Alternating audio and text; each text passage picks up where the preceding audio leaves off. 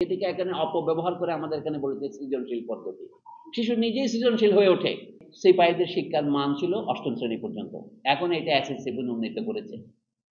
আসলে উন্নীত করে নাই, এসএসসির মান আগের অষ্টম শ্রেণী থেকে নেমে গেছে। আমাদের পদে পদে সমস্যা। আপনি বলে এত সর্বাঙ্গে ব্যথামর ওষুধ দেবো কোথা থেকে শুরু করব? এই জন্য শুরু করা উচিত প্রাথমিক শিক্ষা থেকে।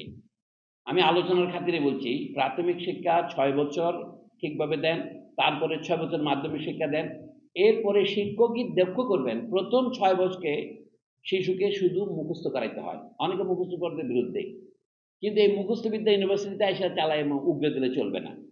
শিশুকে যেমন নামাতা শেখাবেন, নামাতা কি তাকে শেখাবেন না? তারপরে কি করবেন? ভাষা শেখাবেন, তাই কি করে কথা, মা বাবা কিভাবে কথা বলে সেটা দেখে শিশু কথা শেখে। এই জন্য আমরা ভাষার প্রথম ভাষার নাম দিয়েছি মাতৃভাষা। এখন আধুনিক কালে আপনি বলতে পারেন এটাকে পিতৃভাষা বলছেন না কেন?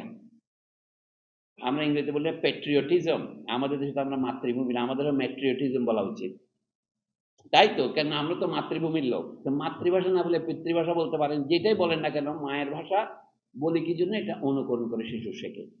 শিশুর প্রথম, আমি এবার কোনো শপথ করছি না, প্রথম 6 বছর শিক্ষা হচ্ছে অনুকরণমূলক শিক্ষা। এইটাকে ইংরেজিতে বলে অ্যাক্টিভিটি, এইটাকে বলে অ্যাক্টিভ লার্নিং।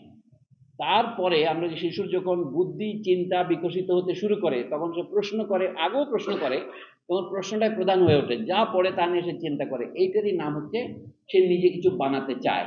যেমন একটা বাক্যের উপর সে আরেকটা বাক্য লেখে। তুমি কোথায় যাচ্ছ, তাকে বলে এটা তুমি অনুবাদ করে দেখি, তাকে তো তুমি না বলে আপনি বলেন, কি বলা হবে? আপনি কোথায় যাচ্ছেন। এই যে করেসপন্ডেন্স, কর্তা বদলালে আপনার ভার্ব বদলাবে, এইগুলি শিশু বুঝতে পারে, সেটা মুখস্থ করে না, সে তৈরি করতে পারবে। এই যে আমি আপনার প্রায় সময় জিজ্ঞাসা করছেন না তিনি শব্দটা কেন বলি আমরা, শিশু শিখবে। আমরা সে বলি, কিন্তু আব্বা হলে বা সম্মান হলে তিনি বলি কেন? খেয়াল করেন না, পরিবারের মধ্যে প্রথম জন হচ্ছে শিশু নিজেই। এটা হচ্ছে শিশুর আত্মকেন্দ্রিকতা। 2 নম্বর কি? তুমি কে? আম্মা। 3 নম্বর কে? আব্বা। আব্বা হচ্ছে 3, এই 3 থেকে তিনি শব্দটা এসেছে, আপনার খেয়াল করেছেন? অফকোর্স, তাই তো।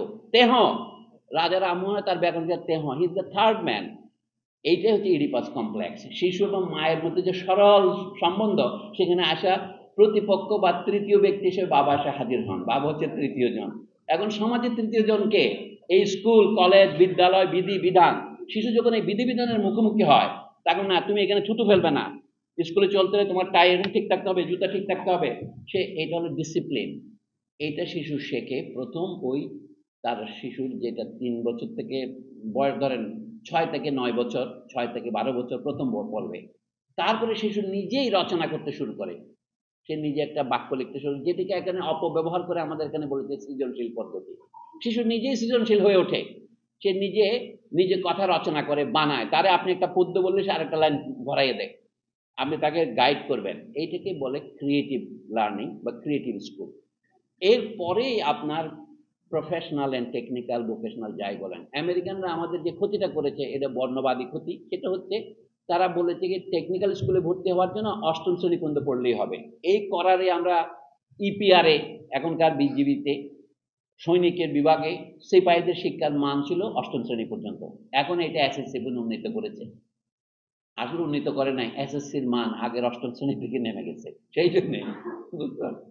তো যাই হোক, আমরা এইচএসসি পর্যন্ত পড়ি।